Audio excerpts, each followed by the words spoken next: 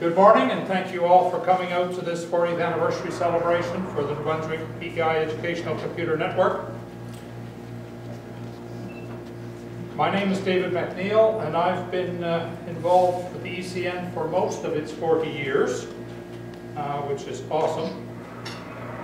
The predecessor to the current Educational Computer Network started with a network pilot project in 1970, which resulted in the signing of a network agreement for the first 5 years in 1972 between the Maritime Provinces Higher Education Commission, Mount Allison, the University of Moncton, UNB, and St. Thomas University. I would like particularly to thank St. Thomas University, one of our founding partners, for hosting us today, and I'd like to ask Dr. Barry Craig, Vice President Academic, to welcome you. Thank you. Greetings. I would welcome you to St. Thomas. It's certainly a great pleasure to have you with us today. My academic area of expertise is in ancient Greek philosophy. So anything I would contribute today by way of observations on the technical merits of this would be entirely a matter of bluff. Therefore, I will pass on, and I will say, however, that I can say with all sincerity that two significant benefits of the ECN for us. First of all, it is a model of collaboration between institutions. And as was alluded to this morning by my colleague, Montaigne, sometimes the question is raised, you know, how come the universities don't collaborate? This is a concrete instance of a very successful collaboration. The second thing I will say is that for a small institution like St. Thomas University, 2,500 students, this network and this history of collaboration, the infrastructure that ECN provides, gives us a capacity that we simply could not have on our own. And we are able to do things as a result of the seamless support of the ECN that would be beyond our own resources. And for that, as I say, we are very grateful beneficiaries. On behalf of St. Thomas, I would like to thank all of you for coming today. I would like to thank all who are involved in ECN, from the board, from staff, everybody who has built this over some 4 decades, for what you have contributed to the intellectual, commercial, and communal life of this province and Prince Edward Island. It is a profound debt of gratitude we owe to you. And once again, welcome to St. Thomas, and thank you for this event.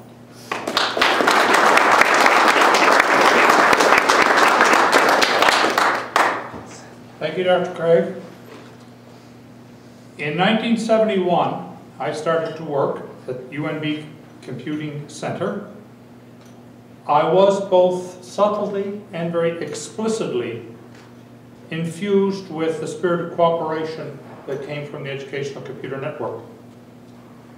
The students and staff of the partner universities were to be my customers and clients, and there was to be no distinction between the clients. This was made clear to me in the trenches by the Assistant Director of the day, Bart Claus, who's around here, I saw a minute ago. Bart, where are you? Right here.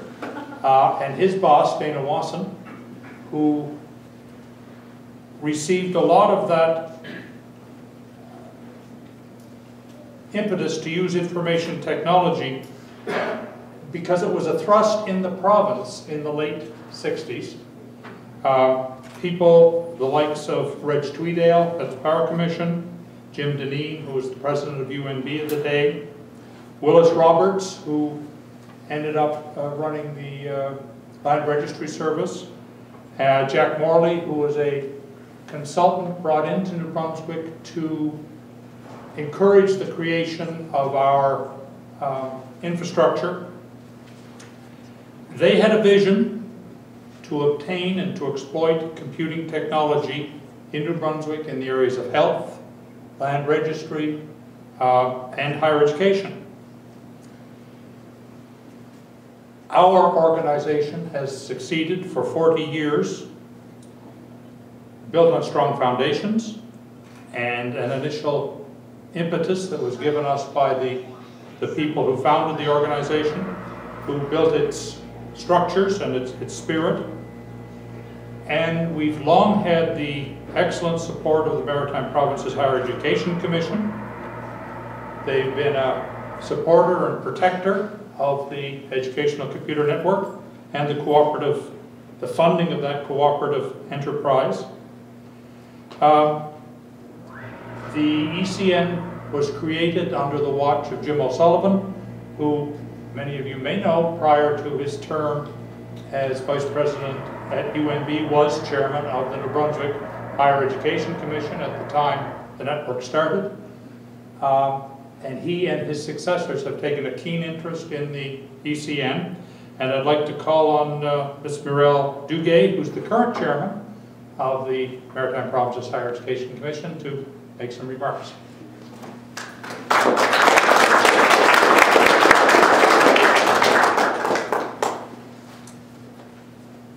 I feel truly privileged to be speaking today on behalf of the ECN board, and in particular the partner institutions.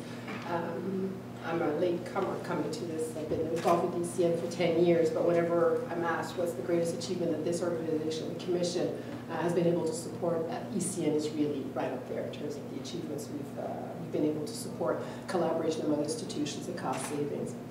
I was asked earlier today, how could we quantify the benefits arising out of ECN? I couldn't come up with a good answer, but I have now. A few years ago, we were using a software, and we were looking at costs of $2,000 to $3,000. We're a small organization, it's fairly expensive. When ECN finally added it to its list, we went down to about $200. So that's a factor of 10 that we're multiplying. That's a significant, and for us, it makes a huge difference. We're able to spend a little bit more money in other directions. So that's a huge benefit, and you can think that it's multiplied for every organization that participates in this venture. I'm not even talking about connectivity here. So on behalf of the partner institutions, the Maritime College of Forest Technology, I believe Robert is here. The Mount Elson University, I think Robert is also there as well. St. Thomas University, there he is representing St. Thomas, UNB, and Holland College and University of Prince Edward Island. I'm not sure who's representing those two institutions, but I welcome you here today in Fredericton. Very few collaborative endeavors achieve such longevity and such success. The success of the ECN over its 40-year history is a result of dedicated work of the members of the network committee and the IT staff of the member institutions. I think that the examples that you were giving are very telling, and I hope someone was taking notes about the culture that needs to be in place to sustain that kind of collaboration. Its artisans, many of whom are today, and I want to thank you, can be proud of the work that they've done and that we've been able to sustain over that length of time. I won't go to sell over the history. It started 40 years ago with the New Brunswick universities. UPI then joined a few years later. Holland College joined in the 1990s as the Maritime College of Forest Technology. Primary service we provide is connectivity, but we also, as I've alluded to, include joint purchasing, licensing, shared support services out of UNB professional development and the delivery of network-based services and information exchange. But I think the most important quality that ECN brings to the table is that it goes well beyond just being a physical and technical network. It's a network of people. Someone was mentioning earlier that ECN technical committee members have braved many storms to go to meetings. And I think that's a tribute not only to their dedication, but to the value that they derive from the regular meetings. The ECN Network Committee meets about every 6 weeks, and they have a very high participation rate, and that's the best testament to the value that they individually get, and that the institutions get when they return back to their offices.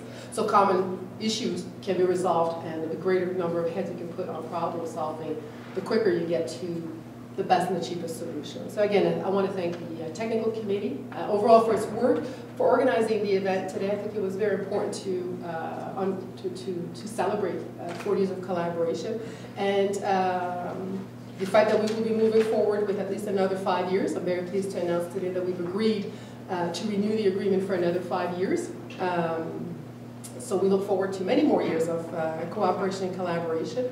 I also thank St. Thomas for hosting the event, and thank you everyone for being here to celebrate this significant milestone. There's very few collaborative endeavors that can say 40 years of existence and success every step of the way. So thank you for your hard work.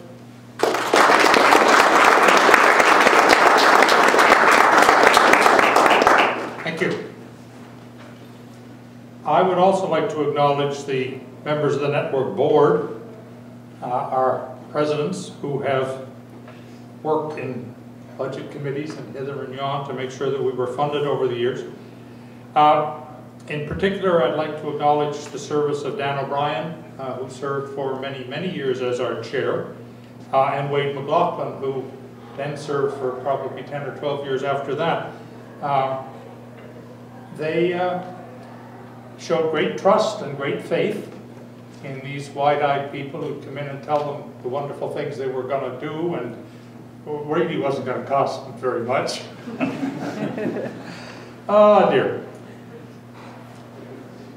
Secondly, I should comment on the first-rate technical support from the staff in all of the institutions who participated in the ECN and delivering its service, and the attitude and professionalism they brought to it.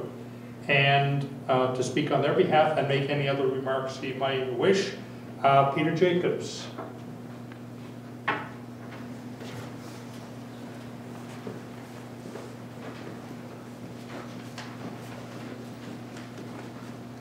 I wrote down a few words because I'm under strict orders to keep it short, which I don't understand where that came from. Anyway, I'm Peter Jacobs, and I started at UNB in 1982, and it's been an enjoyable opportunity to be part of this great group of people.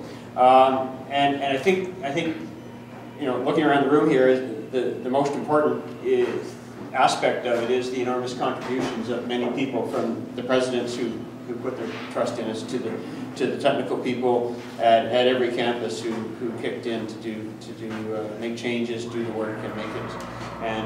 And so I echo the comments of the 40 years as a milestone. Again, I guess it's a repeat, but the largest success in my mind is the providing of the technology at the lowest possible cost, and the whole thing was based on cooperation. So that's certainly been echoed. I've always kind of said that when I've described the ECN is that to try and describe it maybe to friends or others, I've said, well, the universities compete for students. We share IT in the back end and do it with great success. And so that's whether or not that's appropriate or not, but that's one of the ways I've tried to coin and describe it. The technological changes that have occurred over the 40 years are a bit mind-boggling, and I will not start reminiscing, or I will be pulled off the stage here. But there is that table, and I see it's already been put to good use to bring back some memories for some people and to start some discussion, so I hope that will continue. All the increases that we've had are in factors of millions, multiplication factors of millions.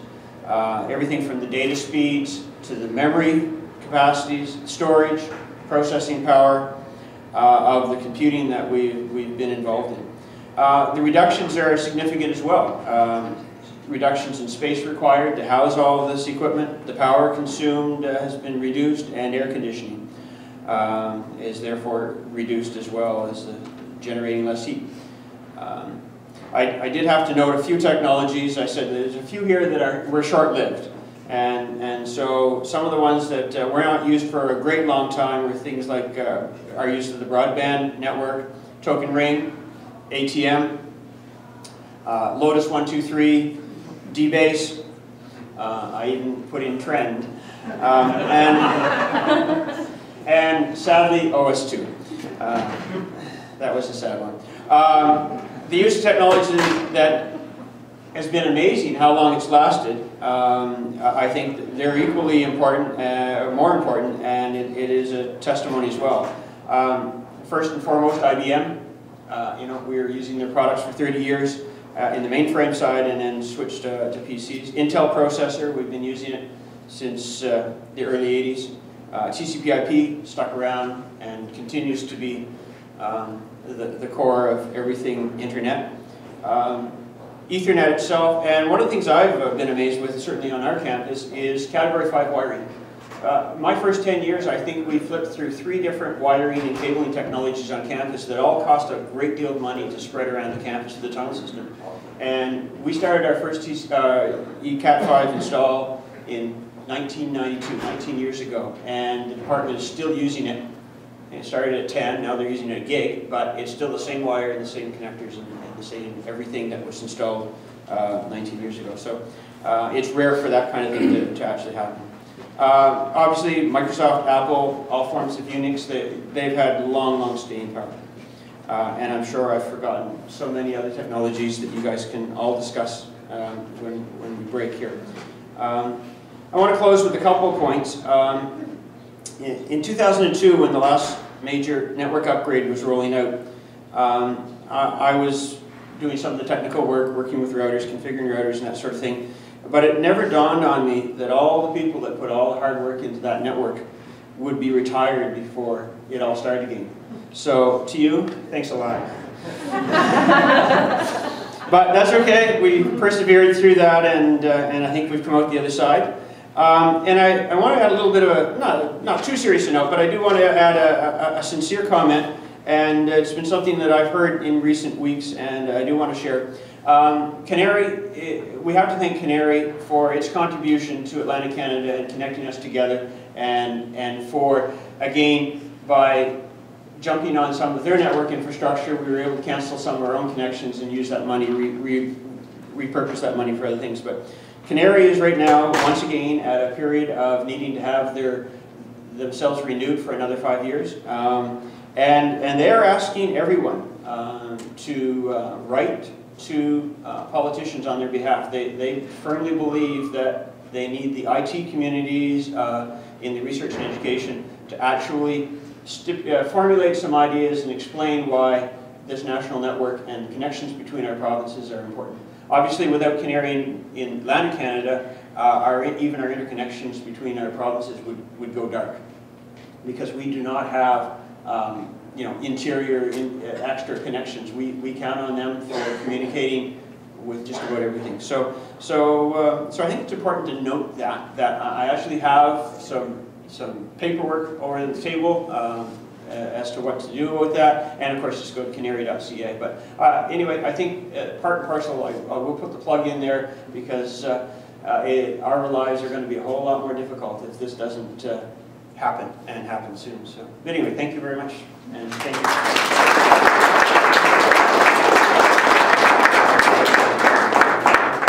Thank you, Peter. The wisdom of the creators of the network, one of their great contributions was to create a structure which could endure. I was going to say endear, but that would not be right. A structure which could endure. And they split the board and the network committee into 2 organizations. The board was responsible overall for policy and for money. And the network operating committee, who we usually call the network committee, which had the planning and the operational role. It met typically 3 to 5, 6 times a year, year in, year out, winter, summer, you've heard all that. I'd particularly like to acknowledge their contribution. I think most of the people actually in this room have been served on the network committee at one time or another. Would you please stick up your hand if you've been on the committee and served there? I kind of thought so. In particular, I'd like to acknowledge the contribution of Dana Wasson, who isn't here today. He is in town in Fredericton, but probably unwell today. Jim Hancock, who is right here, one of the founders. Robert Cyr, who I was in communication with and thought might be here, but isn't. Larry Gary and Rena Robichaud. Rena, I saw a minute ago. They served as our chairpersons for the committee for infinite years and deserve some acknowledgement, along with the others who served in that thankless job. And I think Helmut, I saw in the back. Helmut Becker is here somewhere. You're over there, you moved on me. Always discreet in a crowd. Who is, I think, the longest serving member of that operating committee. and for that reason he's been excused, but we're going to ask the second longest serving, David Cairns, to come up and make some comments.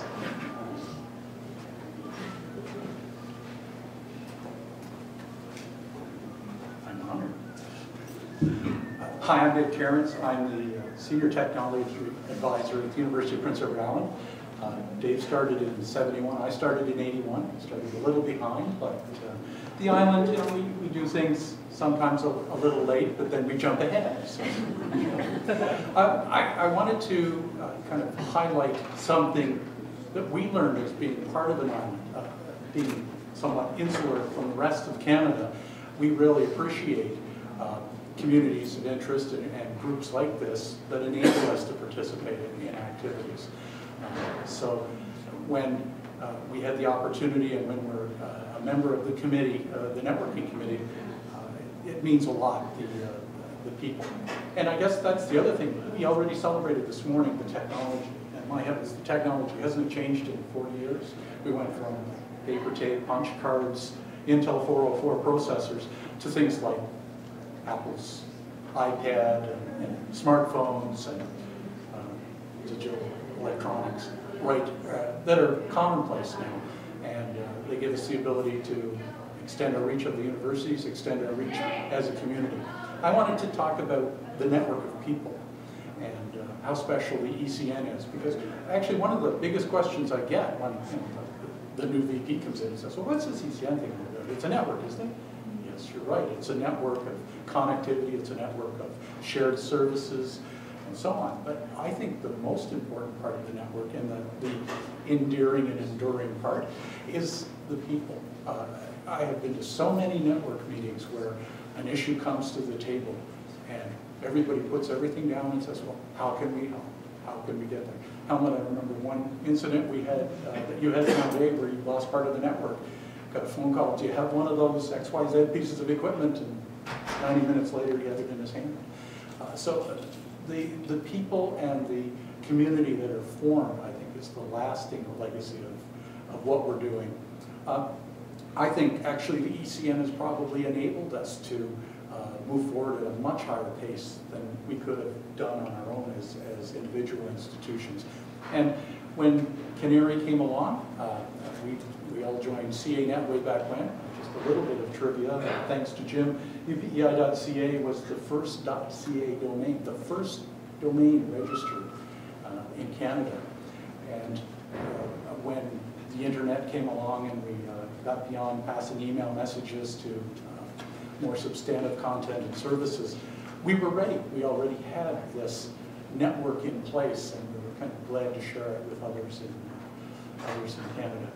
Anyway, I won't hold things up. I think as a true network, we probably want to get together and chat a little more and enjoy the company and the conversations. So thank you very much for the invitation. Congratulations on 4 years.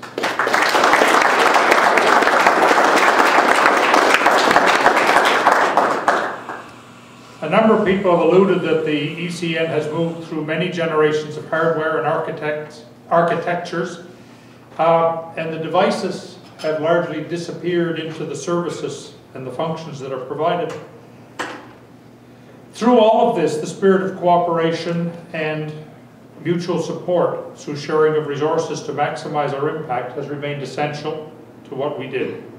The university partners in this have grown to include, the original university partners have been grown to include Holland College, what I call the Forest Ranger School, which has a new name, Forest Technology, the National Research Council, the Canary, and the newest partner for the network, the Community College.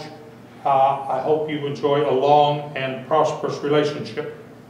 On the Canadian national scene, the ECN has enabled this region of the country to punch above its weight in the formation of Net North, which no one mentioned yet, CANet, and the formation of Canary.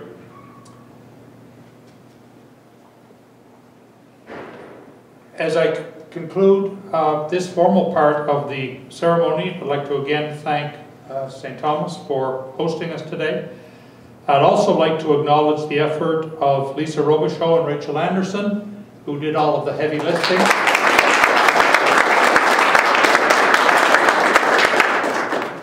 They appointed me to be the pretty face.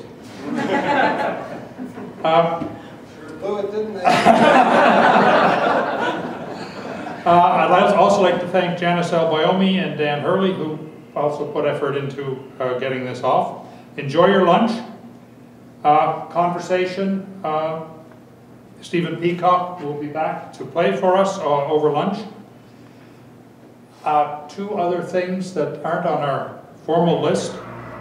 First, in about an hour, or about half an hour after we've had some lunch here, I'd like to bring you back and invite other members of the group here to reminisce as they wish. We'll probably limit to 5 minutes or less. But those of you who'd like to contribute comments and commentary on what you've heard today and what you've heard over the years, we'd be delighted to hear you. So I'll bring people back to order in a while. Secondly, for the people who are coming from out of town, I've organized a meal together, and some of us will be at the Delta at 7 tonight. And if you'd like to come down and join us, please let me know so I can give them some notion of how many people will be there. But you're all welcome, and if you could stand chatting with the old guys and girls, we'd be delighted to have you. So thank you. It's been an absolute delight and pleasure to work with you. Enjoy your lunch, and we'll speak again in a little while. Dave, just before people get away, the photographer's going to do a couple of group shots for us. So I know some people have to get back to work who don't have the privilege of being retired. But, so maybe I could just start with the current directors, you know, Helmut, Rena. Just come up and we'll do a group photo. And I'd like to include certainly the community college people, the newest members. So just come up to the front and you can organize them for me perhaps. Okay. Stand right there.